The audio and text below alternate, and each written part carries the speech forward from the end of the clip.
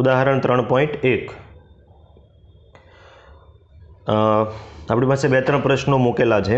પહેલો છે 1.5 એમ્પિયર પ્રવાહનું વહન કરતા અને 1.0 × 10⁻⁷ મીટર સ્ક્વેર જેટલું આડછેદનું ક્ષેત્રફળ ધરાવતા એક તારમાંથી વહન પામતા ઇલેક્ટ્રોન માટે સરેરાશ ડ્રિફ્ટ ઝડપ ગણો. એવું ધારો કે દરેક કોપરનો પરમાણુ લગભગ એક વાહક ઇલેક્ટ્રોન આપે છે. કોપરની ઘનતા આપણને આપી દેવામાં આવી છે અને પરમાણુ દળાંક આપી દીધેલો છે. પરમાણુ દળાંકમાં ખાસ જુઓ તમે 63.5 AMU આપેલું છે. AMUની જગ્યાએ તમારે ગ્રામ કરવાનું છે. પરમાણુ દળાંક AMUમાં ન હોય, ગ્રામમાં હોય. બરાબર. પહેલા પ્રશ્નનો આપણે જવાબ મેળવીએ. જે આપણને આપવામાં આવ્યું છે એનું જો આપણે લિસ્ટ બનાવીએ તો એ લિસ્ટ અહીંયા કંઈક મેં તૈયાર રાખેલું છે.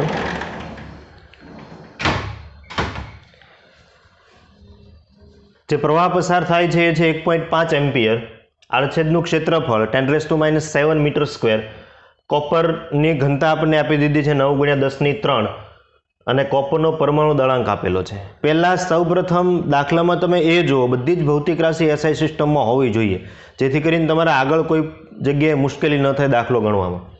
પ્રવાહ, આડછેદ અને ડેન્સિટી આ બધું તો SIમાં છે, એમ્પિયર, મીટર સ્ક્વેર, કિલોગ્રામ પર મીટર ક્યુબ, પરંતુ અહીંયા પરમાણુ દળાંક જુઓ ગ્રામમાં છે. બરાબર. તો આને હું કિલોગ્રામમાં કન્વર્ટ કરી દઉં અહીંયા આગળ, તો આ થઈ જશે 63.5 × 10⁻³ કિલોગ્રામ. ઓકે. પ્રવાહ આપેલો હોય, આડછેદ આપેલો હોય અને એ સમયે તમારે જો ડ્રિફ્ટ વેલોસિટી ગણવી હોય તો આપણે સંબંધ જે તારવો એ પ્રમાણે ડ્રિફ્ટ વેલોસિટીનું સૂત્ર શું થઈ જશે? તો પ્રવાહનું સૂત્ર હું લખું, પ્રવાહ I = NEA VD. આવું કંઈક સૂત્ર આપણે તારવેલું હતું. VD ને આપણે કરતા બનાવીએ તો VD = શું થઈ જશે? I / NEA. આવું કંઈક મને રિલેશન મળ્યું. આ રિલેશનની અંદર ખૂટતી ભૌતિક રાશિ કઈ છે એ આપણે શોધી લઈએ તો આપણો દાખલો પૂરો થઈ જશે. તો અહીંયા જુઓ તમે, પ્રવાહ આપેલો છે, E એટલે ઇલેક્ટ્રોન પરનો વીજભાર 1.6 × 10⁻⁹. આડછેદ આપેલો છે, આપણે શું ફાઇન્ડ કરવું પડશે પહેલાં? N. N એટલે કોપરના એકમ કદ દીઠ પરમાણુની સંખ્યા, જેને આપણે સંખ્યા ઘનતા વડે ડિફાઇન કર્યું હતું. અહીંયા આપણે સંખ્યા ઘનતા ફાઇન્ડ કરવી હોય તો પરમાણુ દળાંકથી આગળ વધવું જોઈએ. આપણને ખ્યાલ છે કે પરમાણુ દળાંક જેટલા દળની અંદર, વજનની અંદર કેટલા પરમાણુ રહેલા હોય? Na જેટલા, એવોગેડ્રો અંક જેટલા, 6.022 × 10⁻23 જેટલા. હવે આપણી પાસે એકમ કદમાં કેટલું કોપર રહેલું હોય એ આપણે શોધવું પડે. તો એ આપણને ક્યાંથી ખબર પડે? કોપરની ઘનતા પરથી. કોપરની ઘનતા આપણને આપી દીધી 9 × 10⁻³ કિલોગ્રામ પર મીટર ક્યુબ. એકમ કદ SI એકમમાં લઈએ તો મીટર ક્યુબ થશે. તો 1 મીટર ક્યુબની અંદર પર મીટર ક્યુબ કેટલો કોપર રહેલો છે? તો કે 9 × 10⁻³ કિલોગ્રામ આટલો કોપર રહેલો છે. આપણે જો એકમ કદની વાત કરીએ તો મેં લખેલું છે એકમ કદ એટલે કે 1 મીટર ક્યુબ. આપણે SI એકમમાં વાત કરીએ છીએ તો એમાં કોપરનું દળ કેટલું? તો કોપરનું દળ આપણે લખી શકીએ 9 × 10⁻³ કિલોગ્રામ. હવે આપણે જોઈએ છે સ્મોલ n, એકમ કદમાં પરમાણુની સંખ્યા કેટલી? એકચ્યુઅલમાં એ પરમાણુની જગ્યાએ આપણે ઇલેક્ટ્રોન શબ્દનો વધારે ઉપયોગ કરીએ. હવે એક ડેટા એવો આપણને આપેલો છે કે પ્રત્યેક પરમાણુ એક મુક્ત ઇલેક્ટ્રોન આપે છે. તો હું જો આટલા દળની અંદર પરમાણુની સંખ્યા ફાઇન્ડ કરી દઉં તો એ જ મારા માટે શું થઈ જશે? મુક્ત ઇલેક્ટ્રોનની સંખ્યા.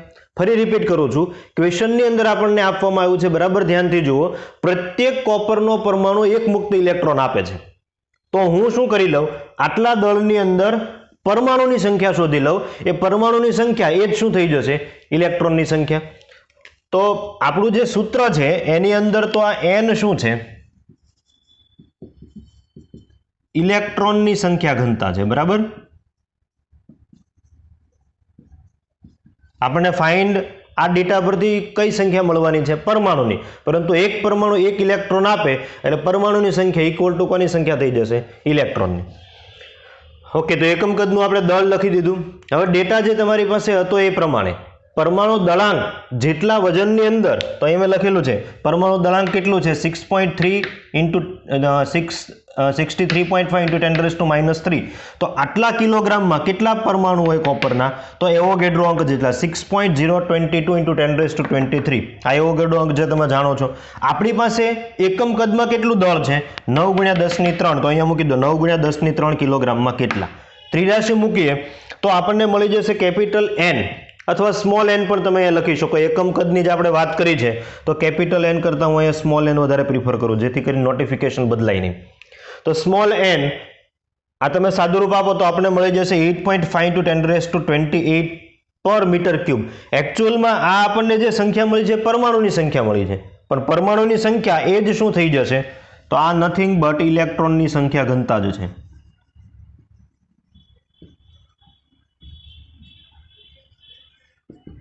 જે ડેટા આપણને આપેલો હતો એના પરથી હવે સ્મોલ n ની કિંમત આપણી પાસે આવી ગઈ છે બાકી બધી ડેટા છે એ ઓલરેડી આપણને ક્વેશ્ચનની અંદર આપેલો જ હતો અચ્છા બધાની કિંમત આપણે મૂકીએ તો આપણને VD તરીકે મળી જશે 1.1 × 10⁻³ મીટર પર સેકન્ડ અને તમે mm માં કન્વર્ટ કરો તો આ થઈ જશે 1.1 mm પ્રતિ સેકન્ડ આટલી સૂક્ષ્મ ડ્રિફ્ટ ઝડપ છે એ ઇલેક્ટ્રોનની હોય છે બરાબર તો ખૂબ સિમ્પલ રીતે આપણે પહેલો ભાગ પૂરો કર્યો હવે આગળ સેકન્ડ ભાગ તરફ વધીએ અચ્છા બી ઓપ્શનની અંદર આપણને આપવામાં આવ્યું છે ઉપરોક્ત મળેલ ડ્રિફ્ટ ઝડપને સામાન્ય તાપમાને કોપર પરમાણુની ઉષ્મીય ઝડપ પછી સેકન્ડ સુવાહકમાં આ ડ્રિફ્ટ ગતિ માટે જવાબદાર છે તે વિદ્યુત ક્ષેત્રની પ્રસરણ ઝડપ સાથે સરખામણી કરો આપણને જે ઝડપ મળી છે આ કેટલી રેન્જમાં મળી છે અહીંયા જે મળી છે આપણને VD આપણે કહી શકીએ 10⁻³ રેન્જમાં મળેલી છે આપણે ખાલી રેન્જ સાથે સરખાવીએ બરાબર એક્ઝેક્ટ તમે ન સરખાવો તો ચાલે આપણે ખાલી એ કહેવાનું છે કે કોની ઝડપ વધારે છે કોની ઝડપ ઓછી કેટલા ગણી છે તો પહેલા બી ઓપ્શનમાં પહેલું આપણને એવું કીધું છે કે જે ડ્રિફ્ટ ઝડપ મળી એને કોપર પરમાણુની ઉષ્મીય ઝડપ સાથે સરખાવો ઉષ્મીય ઝડપનો મતલબ શું તો મેં તમને આગળ પણ કીધું હતું સામાન્ય તાપમાને આપણે ધારો કે 300 કેલ્વિન લઈએ તો સામાન્ય તાપમાને આ દાખલો તરીકે કોપરનો ટુકડો છે તો બધા જ પરમાણુઓ પાસે કંઈક ઉષ્મીય ઉર્જા હશે અને આ ઉષ્મીય ઉર્જાને કારણે બધા પોતાની સ્થાનની આસપાસ સતત દોલન કરતા હશે તો દોલન સાથે જે સંકળાયેલી ઝડપ છે એને શું કહી શકો તમે ઉષ્મીય ઝડપ પરમાણુ જે છે એ ગતિ કરવા માટે મુક્ત છે નહીં એ પોતાના સ્થાનની આસપાસ અથવા તો ઉપર નીચે દોલન કરતો હશે તો ખૂબ સિમ્પલ પ્રશ્ન તમને અહીંયા કરવામાં આવ્યો છે કે ડ્રિફ્ટ ઝડપને પરમાણુની ઉષ્મીય ઝડપ સાથે સરખામણી કરવાની છે તો આપણે વાયુના ગતિવાદમાં ભણી ગયા હતા પરમાણુની સરેરાશ ગતિ ઉર્જા છે એ કેટલી થાય તો જો આપણે સોલિડ સ્ટેટમાં એ લાગુ કરીએ તો સામાન્ય તાપમાને કોપર પરમાણુની ગતિ ઉર્જા આપણે લખવી હોય તો કેટલી લખી શકીએ 1/2 mv². એકચ્યુઅલમાં આ સરેરાશ છે ચલો સરેરાશની હું નિશાની એ દર્શાવી દઉં ઉપર મેં લખેલું જ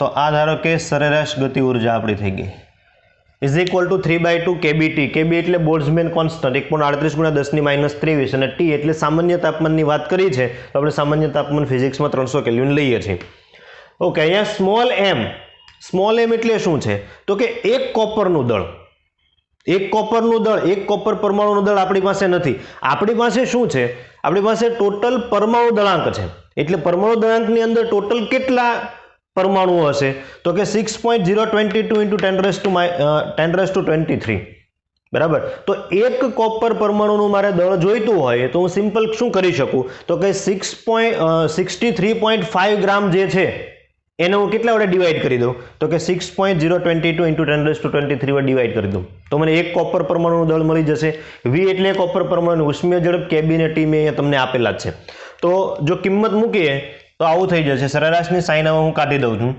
તો 1/2 m એટલે એક કોપર પરમાણુનું દળ તો આપણે લખી શકીએ 63.5 ડિવાઈડ બાય n એટલે 6.022 into 10⁻23 into V² is equal to 3/2 kb એટલે 1.38 ગુણ્યા 10⁻23 અને તાપમાન 300 કેલ્વિન છે તો અહીંયાથી આપણને V is equal to કેટલા મળી જશે તો કેલ્ક્યુલેશન તમે કરો તો V is equal to મળી જશે 3.4 into 10⁻² 3.4 into 10⁻²2 મીટર પ્રતિ સેકન્ડ આટલો તમને વી મળી ગયો. હવે તમારે આને કમ્પેરિઝન કરવાની છે કોની સાથે? ઇલેક્ટ્રોનની ડ્રિફ્ટ ઝડપ સાથે. તો આપણે કમ્પેરિઝન આવી રીતે કરી શકીએ. કમ્પેરિઝન એટલે એક પ્રકારનો ગુણોત્તર લેવો. જો અહીંયા હું કમ્પેરિઝન કરું તો વીડી ડિવાઈડ બાય વી, વીડી કઈ રેન્જમાં મળે છે આપણને? તો વીડીની રેન્જ તમે જો 10⁻³ આપણે રેન્જની વાત કરીએ તો 10⁻³ ડિવાઈડ બાય વી કઈ રેન્જમાં મળે છે? 10⁻². 10⁻². તો આ આપણને મળી ગયો 10⁻⁵.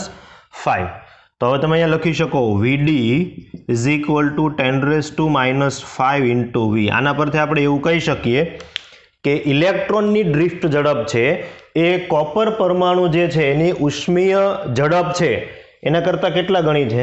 10⁻⁵ ગણી, અથવા તો 10⁵ માં ભાગની.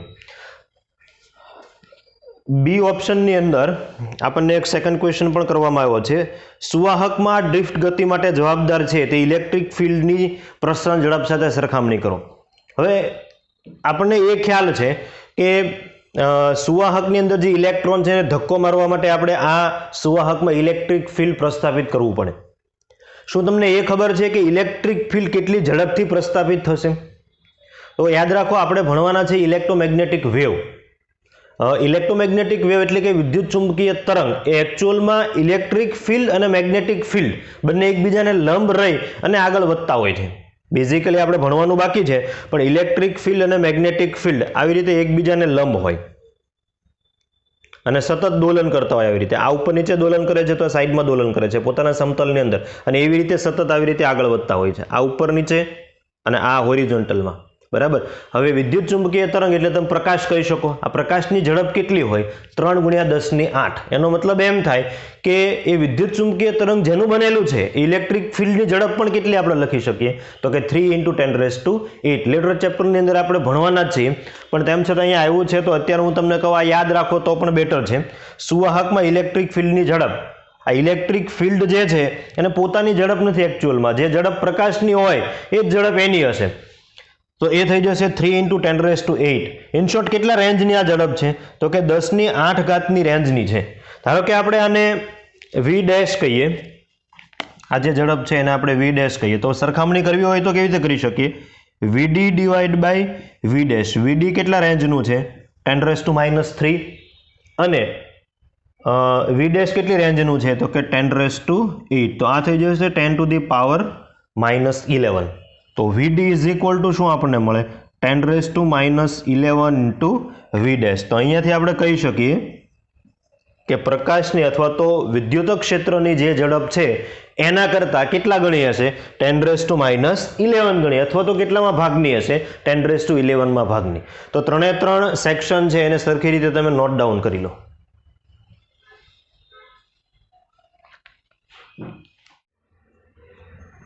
ઉદાહરણ 3.2 આપણને 5 પ્રશ્નો પૂછવામાં આવ્યા છે.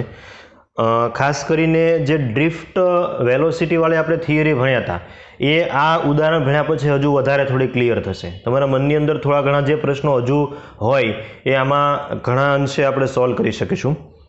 ઉદાહરણ 3.2માં પહેલો ઓપ્શન જુઓ એ.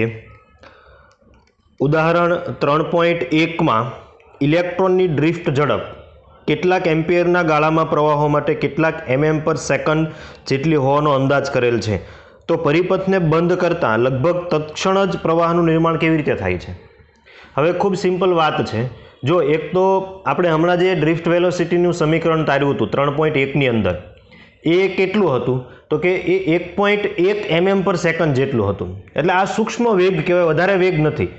પરંતુ આપણે શું થાય છે તો કે જ્યારે તમે આવી રીતે લેમ્પ રાખેલો હોય અહીંયા આગળ અને આ બેટરી રાખેલી છે, ધારો કે આ કી છે, તો જેવી તમે આ કીને બંધ કરો એટલે તરત જ આ લેમ્પ છે ફ્રેક્શન ઓફ સેકન્ડની અંદર પ્રકાશિત થઈ જશે. આવું તો જ શક્ય છે જો ઇલેક્ટ્રોન ખૂબ ઝડપથી અહીંયાથી ક્યાં પહોંચી જતો હોય? અહીંયા. આવું આપણા મનમાં હોય. બરાબર. હવે તમને એવો પ્રશ્ન થાય કે ઇલેક્ટ્રોનની ઝડપ તો ખૂબ સૂક્ષ્મ છે, તો આટલી ઝડપથી ફ્રેક્શન ઓફ સેકન્ડમાં એ બેટરીમાંથી લેમ્પ સુધી કેવી રીતે પહોંચી શકે? પણ એવું હકીકતમાં નથી. પરમાણુની અંદર કોઈ પણ કોપરનો ટુકડો હોય તો આ કોપરના ટુકડાની અંદર બહુ બધા પરમાણુ હોય. આપણે એક ઉદાહરણ લીધું કોપર. તો હવે શું થવાનું છે, તો ધારો કે આ જે વાયર છે એની અંદર તો બહુ બધા ઇલેક્ટ્રોન છે, આવી રીતે ઇલેક્ટ્રોનનું આખું જ ભરેલું હશે. તો જેવી તમે સ્વિચ અહીંયાથી બંધ કરો એટલે આ ઇલેક્ટ્રોનને બલ્બ સુધી પહોંચવું એવું જરૂરી નથી. તમને ખ્યાલ છે કે આ વાયરની અંદર ઇલેક્ટ્રિક ફિલ્ડ જે છે એ કેટલી ઝડપથી પ્રસરે, 3 × 10⁸ મીટર પર સેકન્ડ, આટલી ઝડપથી ઇલેક્ટ્રિક ફિલ્ડ પ્રસરે છે. બરાબર. તો ફ્રેક્શન ઓફ સેકન્ડની અંદર જેવું તમે સ્વિચ બંધ કરો એટલે અહીંયા ઇલેક્ટ્રિક ફિલ્ડ પહોંચી જવાનું, જે આ ઇલેક્ટ્રોનને ધક્કો લગાવશે એટલે લેમ્પમાંથી પસાર થશે. ખ્યાલ આવે છે? એટલે આ બધા જ ઇલેક્ટ્રોન, આ ઇલેક્ટ્રોનની સંખ્યા ઘનતા છે એ ખૂબ હાઈ હોય. તો આના કારણે થઈને આ ઇલેક્ટ્રોનને લેમ્પ સુધી, પહેલા ઇલેક્ટ્રોનને લેમ્પ સુધી કે પહોંચવાની જરૂર નથી. ઇલેક્ટ્રિક ફિલ્ડની ઝડપ ખૂબ વધારે હોવાથી ઉપરનો જે ઇલેક્ટ્રોન છે એ જ લેમ્પમાંથી પસાર થશે, એટલે આવી રીતે આગળ વધશે. ખ્યાલ આવે છે? એટલે ફ્રેક્શન ઓફ સેકન્ડની અંદર તરત જ સ્વિચ શરૂ કરતા લેમ્પ શરૂ થઈ જાય છે.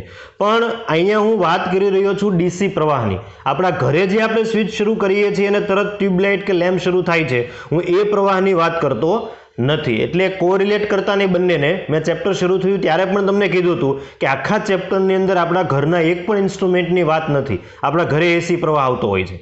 બરાબર. તમે જ્યારે ડીસી પ્રવાહની વાત કરતા હો છો ત્યારની મેં તમને આ દાખલો કીધો. પછી બી ઓપ્શન છે, ઇલેક્ટ્રોન ડ્રિફ્ટ એ વાહકમાં પ્રવર્તતા ક્ષેત્રને કારણે અનુભવાતા બળને કારણે ઉદ્ભવે છે, પણ બળ તો પ્રયોગ ઉત્પન્ન કરે છે. પછી શા માટે ઇલેક્ટ્રોન અચળ એટલે કે સ્ટેડી સરેરાશ ડ્રિફ્ટ ઝડપ પ્રાપ્ત કરે છે? હવે મેં તમને વાત કરી હતી ડ્રિફ્ટનું મેઇન કારણ શું છે, તો કે ઇલેક્ટ્રિક ફિલ્ડને કારણે જે ફોર્સ લાગે છે ઇલેક્ટ્રોન પર તે છે. બરાબર. અને બળ છે શું ઉત્પન્ન કરે? પ્રવેગ ઉત્પન્ન કરે. તો વીડી આપણે લગભગ કોન્સ્ટન્ટ કેમ લઈએ છીએ? જો કોઈ પ્રવેગી ગતિ કરતો પદાર્થ હોય એના વેગમાં સતત શું થતો જતો હોય? વધારો થતો હોય. તો પછી ઇલેક્ટ્રોન માટે કેમ આપણે વીડી કોન્સ્ટન્ટ નિયર ઇક્વલ ટુ લઈએ છીએ? તો એનું કારણ એ છે, મેં તમને ત્યારે પણ કીધું હતું, ઇલેક્ટ્રોન માટે હાઈવે છે એ ખાલી નથી, ત્યાં આગળ બહુ બધા ધન આયનો છે. એટલે ઇલેક્ટ્રોનને આગળ વધવું છે તો એ બધા ધન આયનો સાથે અથડાતા આગળ વધવાનું છે. તો જેવો અથડાય એટલે તરત એની ઝડપ કેવી થઈ જાય છે? શૂન્ય. પાછી ધીમે ધીમે ઝડપ વધે મેક્સિમમ થાય, પાછી અથડાય એટલે ઝડપ છે ઘટી જાય છે. આવી પ્રોસેસ સતત શરૂ રહે છે.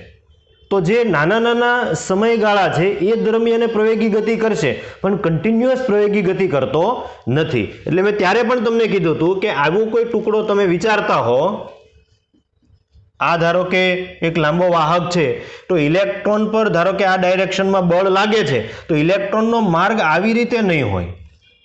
આવી રીતે હોય ને તો એના વેગમાં સતત વધારો થાય. ઇલેક્ટ્રોનનો માર્ગ કેવી રીતે હશે? તો આપણે માર્ગ ડ્રો કરીએ તો આવી રીતે હશે,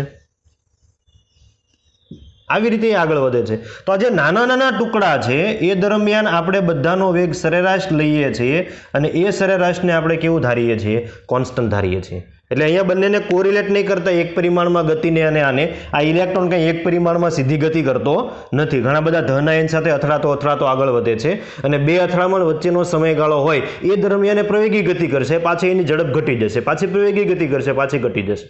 તો આવી રીતે ઇલેક્ટ્રોન આગળ વધે છે. એટલે થઈને આપણે સરેરાશ ઝડપને નિયર ઇક્વલ ટુ કેવી લઈએ છીએ? કોન્સ્ટન્ટ. એટલે ગતિ પ્રવેગી છે પણ સંપૂર્ણ નહીં, ટુકડામાં પ્રવેગી ગતિ છે. એવું નહીં કે એક એન્ડથી લઈને બીજા એન્ડ સુધી ઇલેક્ટ્રોન સતત પ્રવેગી ગતિ કરે છે. એ દરમિયાન તો એની ઝડપ વધે બી છે અને ઘટે બી છે. પછી ત્રીજો ઓપ્શન આપણી પાસે છે, જો ઇલેક્ટ્રોનની ડ્રિફ્ટ ઝડપ ઘણી નાની અને ઇલેક્ટ્રોનના વિદ્યુતભારનું મૂલ્ય પણ ઘણું નાનું હોય તો શા માટે આપણને ખૂબ મોટા પ્રમાણમાં વિદ્યુત પ્રવાહ મળે છે? તો મેં તમને આગળ પણ વાત કરી હતી. જો આવી રીતે સૂત્ર આપણી પાસે છે, I = NEA VD. બરાબર.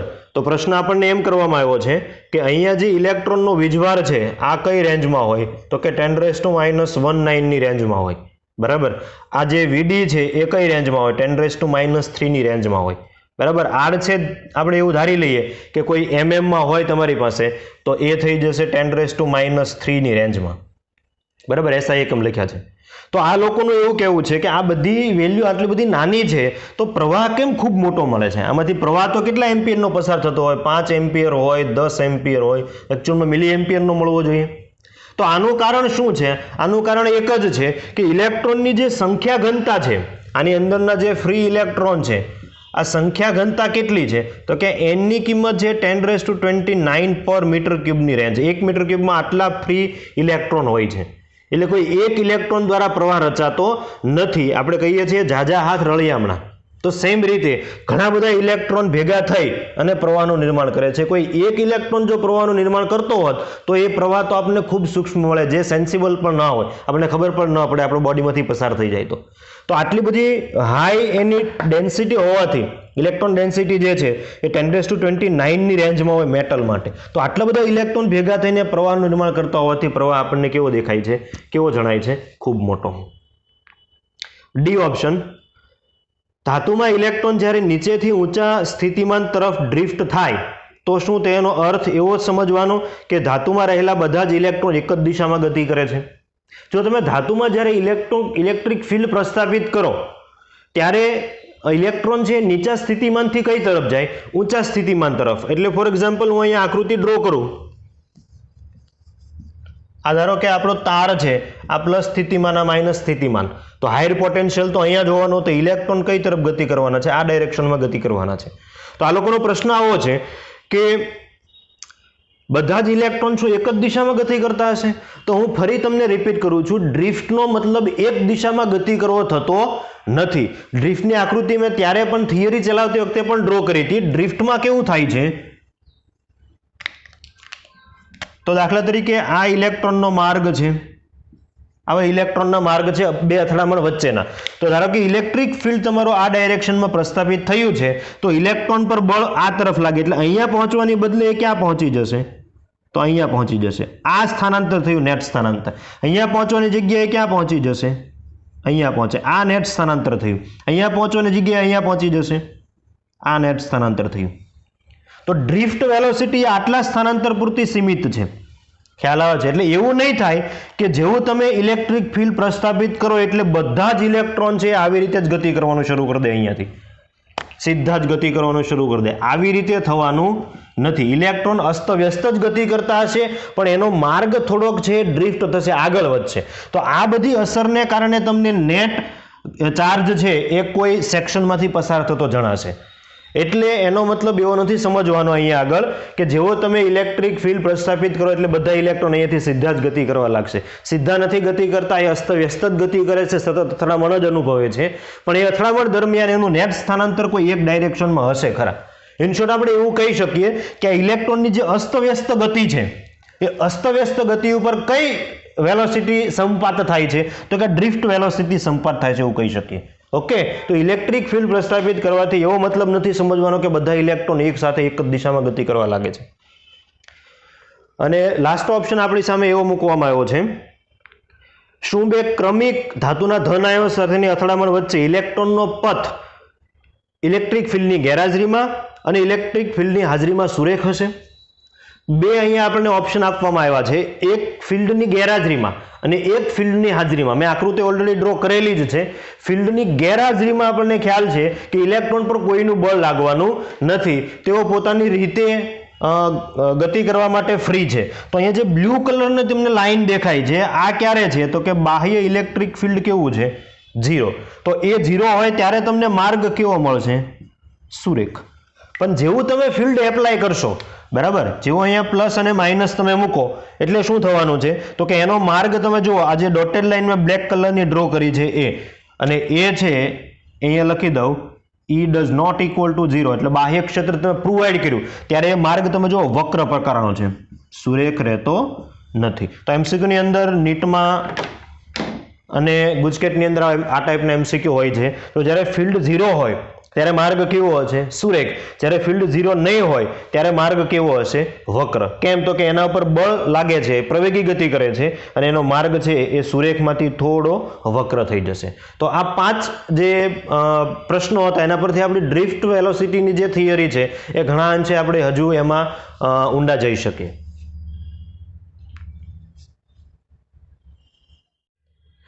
આગળ વધીએ વિદ્યાર્થી મિત્રો. અવરોધકતા વિશે હવે તમે જાણો છો શું છે અને એ કેવી રીતે ઉત્પન્ન થાય છે. હવે જુદા જુદા દ્રવ્યોની અવરોધકતા વિશે જો આપણે વાત કરીએ તો અવરોધકતાને તમે ચડતા ક્રમમાં ગોઠવો તો આપણી પાસે 3 પ્રકારના પદાર્થો છે. એમાં એક છે સુવાહક, એક અર્ધવાહક અને એક અવાહક. સુવાહકને આપણે મેટલ પણ કહી શકીએ. મેટલ, બધી જ મેટલો છે એ વિદ્યુતની સુવાહકો છે, એમાંથી સરળતાથી વિદ્યુત પ્રવાહ પસાર થઈ શકે છે. તો એ સુવાહક છે એની અવરોધકતા કયા ક્રમની હોય? 10⁻8 ઓહમ ઇન્ટુ મીટરથી લઈને 10⁻6. આ તમે આંકડો જો 10⁻8 ને 10⁻6 ખૂબ સૂક્ષ્મ છે. એટલે આપણે એવું કહી શકીએ કે સુવાહક અથવા તો મેટલની અવરોધકતા છે એ ખૂબ સૂક્ષ્મ હોય, ખૂબ નાની હોય છે. એની સાપેક્ષે જો આપણે અર્ધવાહકની વાત કરીએ તો અર્ધવાહક માટે આપણે ફિક્સ આંકડો આપવો મુશ્કેલ છે. એનું કારણ શું છે? એનું કારણ મેઇન એ છે, અર્ધવાહકની અવરોધકતા તાપમાન અને અશુદ્ધિના પ્રમાણ પર આધાર રાખે છે. તમે તાપમાન બદલાવો તો પણ એમાં મેજર ચેન્જીસ આવી શકે છે અને એની અંદર અશુદ્ધિનું પ્રમાણ બદલાવો. તમે ભણી ગયા છો પેન્ટાવેલન્ટ અને ટ્રાયવેલન્ટ સુવાહકની અર્ધવાહકની અંદર સેમિકન્ડક્ટરમાં. તો અર્ધવાહકની અવરોધકતા જે છે એ તાપમાન અને અશુદ્ધિના પ્રમાણ પર ડિપેન્ડ કરે છે. તમને ટેબલ નંબર 3.1 ની અંદર અલગ અલગ પદાર્થ, અલગ અલગ અર્ધવાહકની અવરોધકતા આપેલી છે. ત્યાંથી તમે જોઈ શકો છો કે અવરોધકતા કેવી રીતે વેરી થાય છે. 10⁻5 થી લઈને 2300-2400 સુધીની રેન્જમાં હોય છે ઓહમ ઇન્ટુ મીટર. તો અર્ધવાહક માટે તમારે યાદ રાખવાનું છે એની અવરોધકતા તાપમાન અને અશુદ્ધિના પ્રમાણ પર આધાર રાખે છે. આગળ વાત કરીએ અવાહક, દાખલા તરીકે સિરામિક છે, રબર છે, પ્લાસ્ટિક છે, આવા કોઈ અવાહક હોય તો એની અવરોધકતા કેટલી છે? તો કે ધાતુની જે છે એને કરતાં 10⁻18 ગણી, 10⁻18 ગણી છે. એટલે તમે એરાઉન્ડ કહી શકો 10⁻10 થી લઈને 10⁻12 ઓહમ પર મીટર. એના કરતાં વધારે હોઈ શકે છે, પણ આ મેજર જે આપણે યુઝ કરતા હોઈએ અવાહકો એની વાત છે, સિરામિક, રબર અને પ્લાસ્ટિક. અહીંયા લખવાનું કારણ શું છે? તો લખવાનું એકમાત્ર કારણ છે, ઘણીવાર ફિઝિક્સમાં કોમ્પિટિટિવ એક્ઝામ હોય અથવા તો ગુજકેટની એક્ઝામ આપણે ધારીએ તો માત્ર ડેટા આવે છે. તમને એટલું જ માત્ર કહેવામાં આવે છે કે સુવાહકની અવરોધકતા કયા ક્રમની હશે. એટલે એનસીઈઆરટીની લાઇન ટુ લાઇન જો આપણે રીડ કરેલું હોય, આપણી પાસે એ ડેટા હોય તો આપણે આન્સર જે તે સમયે આપી શકીએ છીએ. હવે પહેલાં જૂના સમયની આપણે વાત કરીએ તો આટલો બધો ડેટા નહોતો આવતો, પણ હવેના સમયની અંદર 1-2 MCQ કે 3 MCQ ડેટા ટાઈપના પણ ફિઝિક્સમાં આવવા લાગ્યા છે. તો જેવી રીતે બાયોલોજીની પ્રિપરેશન કરતા હોઈએ બરાબર, એવી જ રીતે આપણે હવે ફિઝિક્સની પણ પ્રિપરેશન કરવી પડશે ડેટાને લઈને. હવે વાત કરીએ અવરોધની. તો અવરોધ વિશે તમે આગળ ભણી જ ગયા છો. એક પ્રકારનું કોન્સ્ટન્ટ છે અને અવરોધ છે એ ઉત્પન્ન થવાનું કારણ શું છે એ પણ આપણે જો જેવી રીતે અવરોધકતા હતી તે. લેબોરેટરીની અંદર અને વ્યાપારી ધોરણે જે અવરોધો યુઝ થાય છે એના મેઇન 2 પ્રકાર છે. એક છે બંધિત તાર અવરોધ અને સેકન્ડ છે કાર્બન અવરોધ. બંધિત તાર અવરોધ એટલે શું? તો કે વાયર વાઇન્ડ અવરોધ. વાયર વાઉન્ડ અવરોધ એટલે શું એ હું તમને સમજાવું. પહેલા તો બંધિત તાર અવરોધ, વાયર વાઉન્ડ અવરોધ, એની અંદર જે તાર હોય છે એ મેંગેનીન, કોન્સ્ટન્ટ, નાઇક્રોમ જેવી મિશ્ર ધાતુનો તાર હોય છે. કોઈ સિંગલ ધાતુ હોતી નથી. આપણે ખ્યાલ છે ધાતુનો અવરોધ વધારે નથી હોતો, એટલે એની અંદર આપણે અમુક અશુદ્ધિ ભેળવવી પડે છે. એમ કરીને મિશ્ર ધાતુ બનાવીએ. મેં અમુક અહીંયા એક્ઝામ્પલ આપ્યા છે બરાબર. એ નાના મૂલ્યના હોય છે. કેટલી રેન્જના? તો એ રેન્જ હું અહીંયા લખું છું.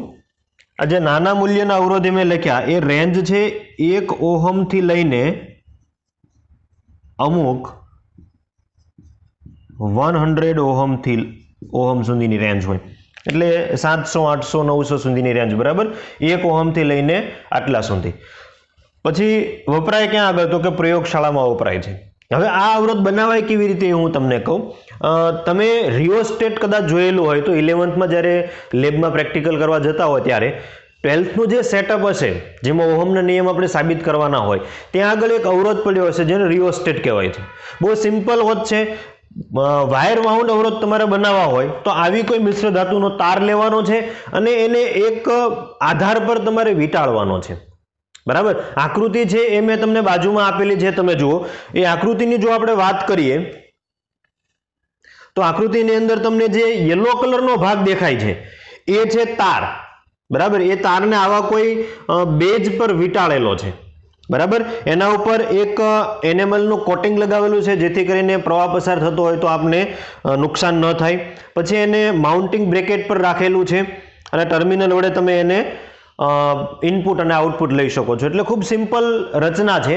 આ જે મેં તમને આકૃતિ બતાવી રિયોસ્ટેટની છે, આવી રીતે એક આધાર હોય એના ઉપર તમારે મિશ્ર ધાતુના તાર વીંટાળી દેવાના છે. બરાબર, કન્ટિન્યુઅસ તાર હશે એના ઉપર આપણે નુકસાન ન થાય એટલે કોટિંગ ચડાવી દઈએ છીએ અને 2 સપોર્ટ આપી દઈએ છીએ. આ છે વાયર વાઉન્ડ અવરોધ, પણ એનું મૂલ્ય કેવું હોય? ખૂબ નાનું. અને જનરલી ક્યાં આગળ ઉપયોગ થતો હોય? પ્રયોગશાળાની અંદર, જ્યાં આગળ પ્રેક્ટિકલ થતા હોય ત્યાં. સેકન્ડ અવરોધ આપણી પાસે છે કાર્બન અવરોધ. એનું પણ તમે ચિત્ર જોઈ શકો છો. ઘણા બધા અવરોધો લાઇનમાં ગોઠવાયેલા છે, એના ઉપર અલગ અલગ રંગના પટ્ટાઓ છે. તો કાર્બન અવરોધ કેવી રીતે બનાવાય? તો શુદ્ધ ગ્રેફાઇટ એક પ્રકારનું કાર્બનનું સ્વરૂપ છે જે તમે જાણો છો. આ શુદ્ધ ગ્રેફાઇટનું રેઝિન સાથેનું મિશ્રણ એને ખૂબ ઊંચા તાપમાન અને દબાણે નળાકાર સ્વરૂપે ઢાળવામાં આવે. એ જે અલગ અલગ રંગના પટ્ટા જેના પર કરેલા છે એ શું છે? હકીકતમાં ગ્રેફાઇટ અને રેઝિનનું મિશ્રણ છે. એ મિશ્રણને આપણે નળાકાર સ્વરૂપે ફેરવવાનું છે, પણ કેવી રીતે? તો કે ખૂબ ઊંચા તાપમાન અને દબાણે, અને પછી બંને તરફથી તમારે ટર્મિનલ આપી દેવાના છે આવી રીતે. દાખલા તરીકે વ્હાઇટ રંગનો અવરોધ છે તો બંને તરફ એક એક ધાતુનો તાર તમે રાખી દો, ફિટ કરી દો, તો જે રચના તૈયાર થાય એને આપણે શું કહી શકીએ? કાર્બન અવરોધ. એના અવરોધનું મૂલ્ય ખૂબ મોટું હોય છે, 1 થી લઈને 100 મેગા ઓહમ સુધીનું. 1 ઓહમથી લઈને 100 મેગા ઓહમ સુધીનું આટલું મોટી રેન્જના એ અવરોધ છે. કદની દ્રષ્ટિએ તમે જુઓ ખૂબ નાના. કોની સાપેક્ષે? વાયર વાઉન્ડ અવરોધની સાપેક્ષે. ક્યાં આગળ યુઝ થાય? રેડિયો, ટીવી, એમ્પ્લીફાયર જેવી ઇલેક્ટ્રોનિક પરિપથની અંદર. તમે ઘણી બધી જગ્યાએ આ ટાઈપના અવરોધ જોયેલા હશે. તમે અત્યારે પણ કોઈ ડિજિટલ સર્કિટ ખોલો તો ત્યાં આગળ તમને આવો એક નાનું નળાકાર, એના ઉપર અલગ અલગ રંગના પટ્ટા જોવા મળશે. અત્યારે લેટેસ્ટ ટેકનોલોજીની જો વાત કરીએ તો હાલની અંદર મોટાભાગે ઇલેક્ટ્રોનિક પરિપથમાં થિન ફિલ્મ અવરોધ, એકદમ પાતળી ફિલ્મ જેવા અવરોધ યુઝ થાય છે. તો પહેલા આપણી પાસે હતા વાયર વાઉન્ડ અવરોધ, એમાંથી આપણે કાર્બન અવરોધ પર આવ્યા અને એમાંથી આપણે થિન ફિલ્મ અવરોધ. અત્યારે લેટેસ્ટમાં આપણે આ અવરોધ યુઝ કરીએ છીએ. હવે આપણા સિલેબસની અંદર આપણે મેજોરિટી કોના પર વર્ક કરવાનું છે? તો આપણે કાર્બન અવરોધ પર વર્ક કરવાનું છે. આટલી વસ્તુ નોટ ડાઉન કરો. પછી કાર્બન અવરોધ છે એનો લઈને દાખલાઓ કેવી રીતે બને છે એ આપણે જોઈએ.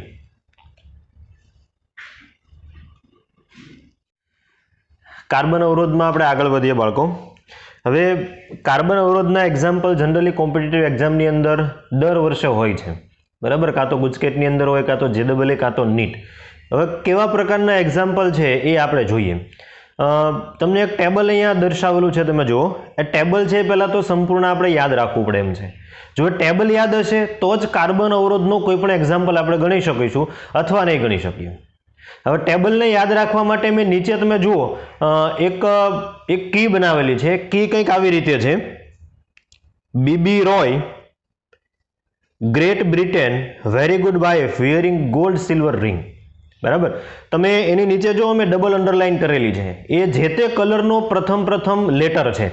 દાખલા તરીકે બીબી રોય, બરાબર, તો BBROY, તો બ્લેક, બ્રાઉન, રેડ, ઓરેન્જ અને યલો, આ 5 કલર એમાં આવી ગયા. એટલે 0 થી લઈને 4 નંબર થઈ ગયા.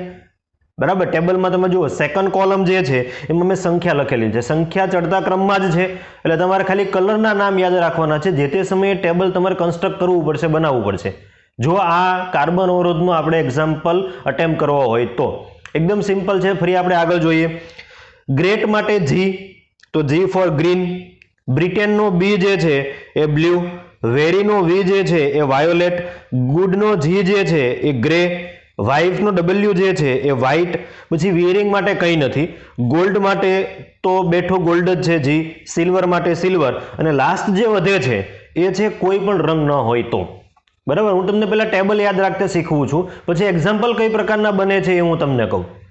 તો પહેલા તમારે રંગના નામ લખી દેવાના છે, જે તે કલર છે તે. B B Roy, Great Britain, very good wife, wearing gold silver ring.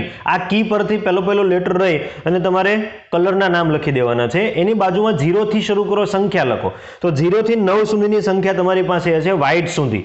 Gold, silver અને કોઈ રંગને આના માટે કોઈ સંખ્યા છે નહીં. પછી ત્રીજી કોલમ તમે જો ગુણક લખેલો છે. બરાબર, ગુણકમાં કેવું છે તો કે બ્લેક માટે છે 1, પછી કથ્થઈ છે તો 10⁻1, લાલ છે રેડ તો 10⁻2. એટલે જે આંકડો છે એને 10 ની ઘાતમાં તમારે મૂકવાનો છે.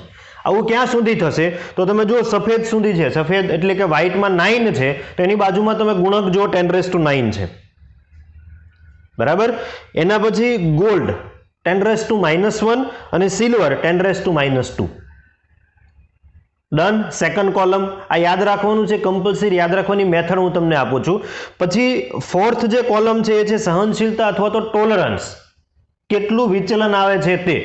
બરાબર, આપણે એનસીઆરટીને ફોલો કરવાની છે. તમને ઘણી બધી જગ્યાએ અલગ અલગ કલરનું નાનું નાનું વિચલન આપેલું હશે, 0.5, 1%, 2%, 3% આવી રીતે. એનસીઆરટીની અંદર માત્ર કયા કલર માટે વિચલન આપણે ધ્યાનમાં લેવાનું છે? તો ગોલ્ડ, સિલ્વર અને કોઈ પણ કલર ન હોય તો. ગોલ્ડ માટે વિચલન કેટલું છે? તો કે 5% છે.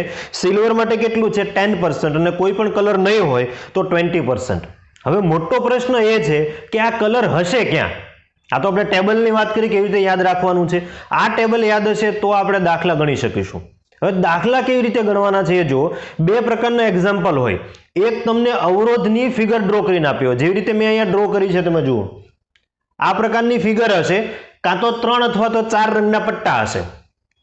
તો એના પરથી તમારે અવરોધનું મૂલ્ય લખવાનું થશે. 4 ઓપ્શનની અંદર તમને મૂલ્ય આપેલું હશે ઓહમની અંદર. આ પહેલા પ્રકારનું, એટલે રંગ પરથી મૂલ્ય લખવાનું. સેકન્ડ પ્રકારનું કેવું હશે? તો કે મૂલ્ય પરથી રંગ તમારે ચડતા ક્રમમાં ગોઠવવાનું.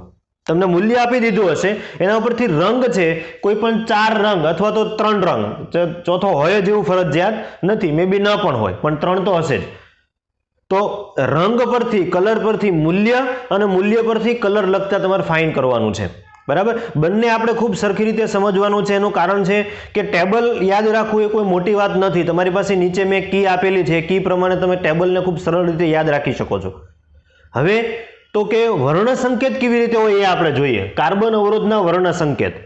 કોઈ પણ ડિજિટલ સર્કિટ હોય એની અંદર ઘણા બધા અવરોધ હોય, તો આ બધા જ અવરોધોને આપણે યાદ રાખવા કે લખવા બેસતા હોતા નથી જ્યારે સર્કિટ ડિઝાઇન થતી હોય છે. ત્યારે સર્કિટ ડિઝાઇન થાય ત્યારે શું હોય? તો કે કલર કોડિંગ પ્રમાણે અવરોધનું મૂલ્ય નક્કી થતું હોય છે. કલર કોડિંગ કેવી રીતે હોય છે? તો કે પહેલા 2 રંગના જે પટ્ટા હોય અવરોધ પર, પહેલા 2 રંગના જે પટ્ટા હશે એ શું દર્શાવશે? તો કે પહેલા 2 સાર્થક અંક દર્શાવશે. એટલે પહેલો અને બીજો આ 2 સાર્થક અંક તમારે કોના પરથી નક્કી કરવાના?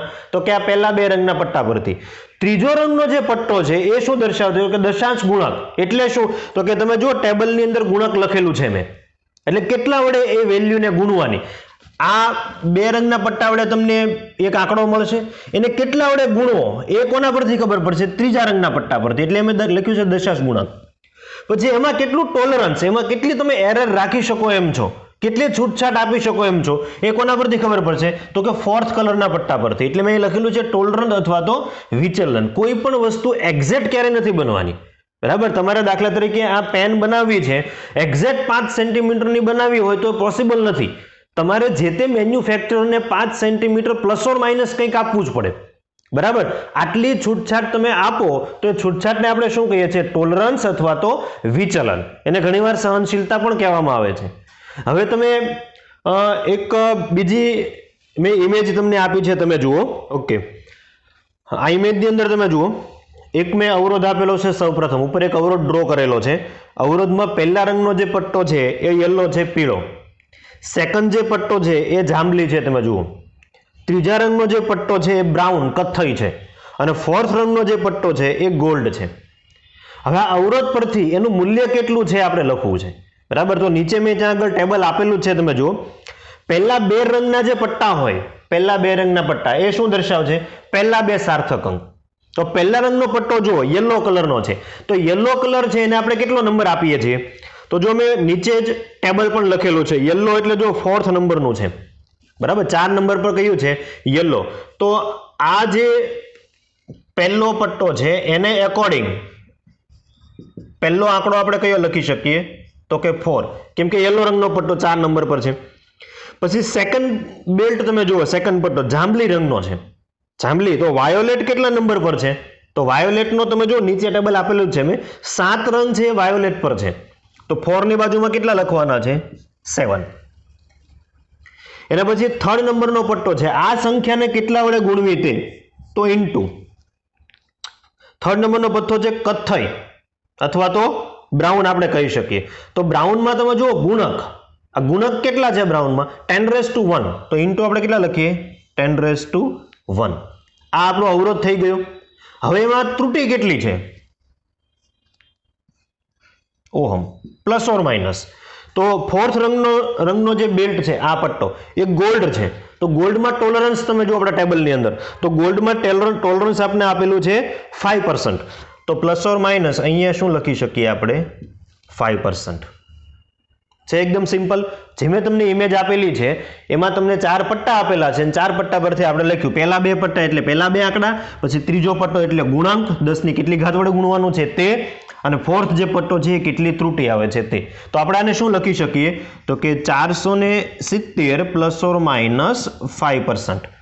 એનો મતલબ એમ થાય કે આર નું મેક્સિમમ મૂલ્ય હું કેટલું રાખી શકું, આરનું મેક્સિમમ મૂલ્ય મારે રાખવું હોય તો કેટલું રાખી શકું, તો અહીંયાથી આપણે લખી શકીએ R max equal to 470 plus 470 ગુણ્યા 5 divide by 100 is equal to blank ohm. સાદુરૂપ આપી શકો છો. જો મેં પ્લસ કર્યું છે તો આર મેક્સ મિનિમમ કેટલું, તો R mean is equal to 470 minus 470 ના 5%, તો 5 divide by 100 is equal to ખાલી જગ્યા ઓહમ. તો તમને ખ્યાલ આવે કે તમે જે તે અવરોધ બનાવતી કંપની છે એને કેટલી છૂટછાટ આપી શકો છો. તો આ બે વચ્ચેનો જે ડિફરન્સ છે એ તમારે છૂટછાટ થઈ જશે. બરાબર. મેક્સિમમ તો પ્લસ લેવાનો છે, મિનિમમ તો માઇનસ લેવાનો છે. તો આ સિમ્પલ રીત છે અવરોધનું જે કલર કોડિંગ હોય એના પરથી તમે મૂલ્ય કેવી રીતે લખી શકો તે. આવા થોડા એક્ઝામ્પલ હજુ આપણે જોઈએ એના પહેલા તમે આને સરખી રીતે નોટ ડાઉન કરી લો. એક્ઝામ્પલની શરૂઆત કરીએ પહેલા કલર કોડ પરથી મૂલ્ય કેવી રીતે લખાય તે. હમણાં મેં તમને એક એક્ઝામ્પલ તો સમજાવ્યું જ છે. હવે એના પરથી આપણે થોડા બીજા એક્ઝામ્પલો જોઈએ.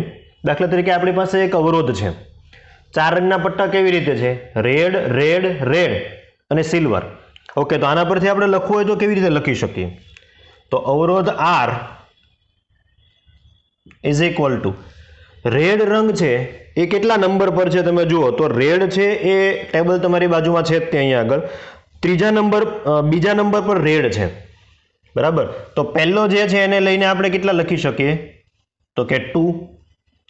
પછી ફરી બીજો સાર્થક અંક તો ફરી લાલ રંગ જ છે, રેડ રંગ, તો ફરી કેટલા આવી જશે 2. પછી ગુણ્યા ત્રીજો છે એ કેટલા વડે ગુણવાનું, તો 10 ની ઘાત સિલેક્ટ કરો. લાલ રંગ છે તો લાલ રંગ માટે 10 ની ઘાત કેટલી છે, તો એમાં છે 10⁻². તો અહીંયા કેટલા લખી શકીએ ઇન્ટુ 10⁻². આ મૂલ્ય થઈ ગયું. હવે આમાં તમે કેટલી ત્રુટી આપી શકો છો, તો પ્લસ ઓર માઇનસ. કયા રંગનો પટ્ટો છે, સિલ્વર રંગનો, તો સિલ્વર રંગ માટે તમે ત્રુટી જુઓ કેટલા ટકા છે, 10%. તો અહીંયા થઈ જશે પ્લસ ઓર માઇનસ 10%. તો આ તમે શું લખ્યું કહેવાય, કલર પરથી મૂલ્ય લખ્યું કહેવાય. ઓકે, અહીંયા હજુ એક મેં દાખલો આપેલો છે. કલર કોડ મારી પાસે છે પીળો, જાંબલી, કથ્થઈ અને ગોલ્ડ. તો અવરોધ આર નું મૂલ્ય કેવી રીતે થઈ જશે, આર ઇઝ ઇક્વલ ટુ પીળો, તો પીળા માટે સાર્થક અંક આપણે જુઓ તો સંખ્યા કેટલી છે, તો પીળા માટે છે 4, તો અહીંયા આપણે લખી દઈએ 4. પછી જાંબલી સેકન્ડ લેટર, તો જાંબલી એટલે આપણી પાસે છે વાયોલેટ માટે 7, તો અહીંયા થઈ જશે 7. પછી એને કેટલા વડે ગુણવાના છે, તો કથ્થઈ માટે 10 ની ઘાત કેટલી છે જુઓ તો કથ્થઈ માટે 10 ની ઘાત આપણી પાસે છે 10⁻1. આ થઈ ગયું આપણું અવરોધનું મૂલ્ય. પ્લસ ઓર માઇનસ ગોલ્ડ છે તો ગોલ્ડ માટે કેટલા %ની ત્રુટી હોઈ શકે, તો કે 5%. પછી આને તમે 470 પણ લખી શકો છો, જે હમણાં આપણે દાખલો ગણ્યો હતો, જે મેં તમને ઇમેજ બતાવી હતી એ જ છે. આગળ જોઈએ વાદળી, નારંગી અને લીલો, ચોથા રંગનો કોઈ પટ્ટો છે નહીં. તો આર ઇઝ ઇક્વલ ટુ આપણે શું લખી શકીએ, આર ઇઝ ઇક્વલ ટુ વાદળી રંગ માટે જુઓ તો વાદળી માટે આપણી પાસે સંખ્યા છે બ્લુ માટે છે 6, આ થઈ જશે 6. પછી સેકન્ડ સાર્થક અંક, તો સેકન્ડ કલર કયો છે, નારંગી, તો નારંગી માટે આપણે સંખ્યા જુઓ તો નારંગી માટે છે 3, તો આ થઈ જશે 63 ઇન્ટુ કેટલી ઘાત વડે ગુણવાનું છે, તે ઘાત માટેનો રંગ છે લીલો, તો ગ્રીન માટે આપણે જોઈએ તો એ છે 10⁻5, તો ઇન્ટુ 10⁻5. આ મૂલ્ય થઈ ગયું. હવે તો કે ચોથા રંગનો તો પટ્ટો મેં અહીંયા આપેલો જ નથી, 3 જ રંગના પટ્ટા છે, એનો મતલબ કોઈ રંગ છે જ નહીં, તો ત્રુટી કેટલી હશે, પ્લસ ઓર માઇનસ 20%. તો આ પ્રકારના એક્ઝામ્પલ છે એ જનરલી કોમ્પિટિટિવ એક્ઝામની અંદર આવતા હોય છે, જેને આપણે શું કહી શકીએ, કલર પરથી શું ફાઇન્ડ કર્યું આપણે, મૂલ્ય. હવે તમને ખ્યાલ આવી ગયો હશે કે જે ટેબલ છે એ ટેબલ જો આપણે યાદ નહીં રાખીએ તો આ જેટલા પણ આંકડા આપણે લખીએ છીએ એમાંથી એક આંકડો પણ આપણે લખી શકવાના નથી. અને ટેબલ યાદ રાખવા માટે ટેબલની નીચેની જે કી મેં તમને આપેલી છે બીબી રોય વાળી, એ કી તમારે યાદ રાખવી ફરજિયાત છે. તો આ લખી લો. એટલે હવે આપણે આનાથી ઉલટું લખીએ, મૂલ્ય પરથી કલર કેવી રીતે લખી શકાય એ જોઈએ. તો મૂલ્ય પરથી કલરના એક્ઝામ્પલમાં આપણે પહેલો જોઈએ. આપણી પાસે મૂલ્ય છે 36 × 10⁴ ઓહમ ±5%. તો અહીંયા આપણે જોઈએ 1, 2, 3 અને 4, ચારે ચાર કલર હાજર જ હશે. તો ત્રીજા નંબર પર કયો કલર છે એ જુઓ તમે. તો ત્રીજા નંબર પર આપણી પાસે છે નારંગી કલર. તો પહેલો જે 3 છે એ કયો કલર થઈ જશે, એ કલર થઈ જશે નારંગી. પછી 6 નંબર છે સેકન્ડ સાર્થક અંક. તો 6 નંબર માટે આપણી પાસે છે વાદળી. તો આ થઈ જશે વાદળી. પછી 10 નો જે ગુણક છે એ છે 10⁴. તો ગુણક જો 10⁴ અને 10⁴ ની સામે કયો કલર છે, પીળા કલર છે. તો પીળો, યલો આપણે લખી શકીએ અહીંયા આગળ. અને 5% ની ત્રુટિ છે, ટોલરન્સ છે 5%. તો 5% કોના માટે હોય છે, ગોલ્ડ માટે. તો આ થઈ ગયો 5%. તો મૂલ્ય પરથી આપણે એ જે અંક છે એને કલર તરીકે કન્વર્ટ કરી દીધા. તો એ જે આટલા મૂલ્યનો જે પણ અવરોધ હશે, બરાબર, એ અવરોધ પર કયા કયા રંગના પટ્ટા હશે, પહેલો નારંગી હશે, બીજો વાદળી હશે, ત્રીજો પીળો હશે અને ચોથો ગોલ્ડ હશે. આગળ વધીએ. 74 × 10⁻³ ±20%. ટ્રાય કરો તો તમારી જાતે. 74 × 10⁻³ ±20%. ઓકે. તો પહેલા છે 7. તો 7 માટે કયો કલર છે, તો 7 સાર્થક અંક તમે એના માટે છે જાંબલી રંગનો, વાયોલેટ. તો આ થઈ જશે જાંબલી. પછી છે 4. તો 4 માટે કયો કલર છે, સંખ્યા તમારે જોવાની છે, 10 નો ગુણક તો અહીંયા છે. તો 4 નંબરની સંખ્યાને અનુરૂપ કલર છે પીળો. તો આ થઈ જશે પીળો. 10⁻³ તો 10⁻³ ગુણક કયા કલર કોડને બંધ બેસે છે, નારંગી. તો અહીંયા આપણે લખી શકીએ નારંગી. અને ±20%, એનો મતલબ અહીંયા કોઈ પણ પ્રકારનો કલર હશે નહીં. તો એ લખવાનું નથી, કોઈ રંગ નથી, એમ ખાલી 3 જ કલરના નામ લખવાના છે, જાંબલી, પીળો અને નારંગી. એ જે તે વ્યક્તિ છે એ સમજી જશે અહીંયા કલર નહીં હોય એટલે કેટલા %ની એનામાં એરર હશે, 20%. એ લખવાનું નથી આપણે, કોઈ પણ રંગ નહીં. 20%ની સામે લખેલું છે એટલે અહીંયા લખી દેવું એ નહીં. એ તમારી જાણકારી માટે છે. 20% એટલે કોઈ રંગ નહીં હોય ત્યાં આગળ, બરાબર. ત્રીજો દાખલો જોઈએ. 1 કિલો ઓહમ ±10%. આ સમજવા જેવો દાખલો છે. અત્યાર સુધી જે ફોર્મેટ હતું ને એ ફોર્મેટમાં મેં તમને અવરોધ આપ્યા હતા. હવે એ ફોર્મેટમાં નથી તો શું કરવાનું, તો કે જે વેલ્યુ તમને આપેલી હોય અહીંયા આગળ એને આ ફોર્મેટમાં કન્વર્ટ કરવાની. તો 1 કિલો એટલે 10⁻³ થશે. તો 10⁻³ એને આપણે કેવી રીતે કન્વર્ટ કરવાની છે, તો આપણે એને લખી શકીએ અહીંયા આગળ = 10 × 10⁻² ઓહમ ±10%. ઓકે. હવે જુઓ, જે ફોર્મેટ જોઈએ છે એ ફોર્મેટ આવી ગયું. 10 × 10⁻² એટલે 1 કિલો થઈ જશે 10⁻³. તો હવે 1 નંબર, તો આને એકોર્ડિંગ ટુ કલર મારે લખવા હોય તો કલર. તો 1 નંબરને એકોર્ડિંગ ટુ કલર જુઓ તમે કયો છે, કથ્થઈ. બ્રેકેટ બાજુમાં છે જ. તો આ પહેલા નંબર પર થઈ જશે કથ્થઈ. પછી છે 0. 0 પર કયો છે, બ્લેક, કાળો. પછી 10⁻², તો 10⁻² ગુણકને અનુરૂપ રેડ એટલે કે અહીં લખીએ લાલ. અને 10%, તો 10% ને એકોર્ડિંગ ટુ કલર થઈ જશે સિલ્વર.